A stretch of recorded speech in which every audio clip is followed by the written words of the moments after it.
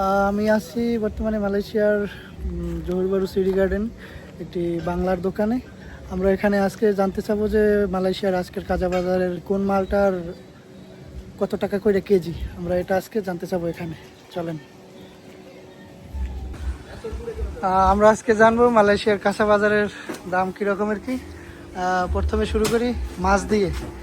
ভাই, মাছ দিয়ে এটার ভিতর কি শোল মাছ? হ্যাঁ ভাই, বড় বড় শোল মাছ 18 টাকা কেজি। 18 টাকা কেজি। মালয়েশিয়াতে শোল মাছ পাওয়া যায়। এটা কি মাছ? টুনা মাছ 15 টাকা কেজি। এটা টোনা না তো, এটা কি কয়, সাফিলা নাকি? আরে না, এটা চাপিলা না, এটা ইয়া মাছ। সুরমা? পোয়া না। সুরমা। এই জায়গায় আছে লাল পোমা। লাল পোয়া। আল্লাহ। লাল পোয়া। হ্যাঁ, কয় টাকা কেজি এটা? হ্যাঁ, কত? 12 টাকা। 12 টাকা কেজি।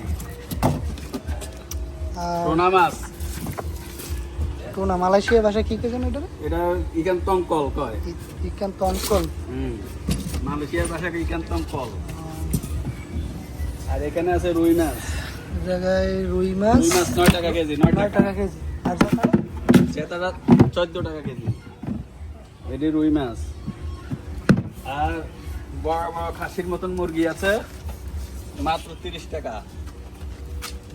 জিন্দা কই মাছ আছে, কই মাছ 24 টাকা। এটা দেখাই তেল না ভালোই এই দেখেন, এই কই মাছ, জিন্দা জিন্দা কই মাছ।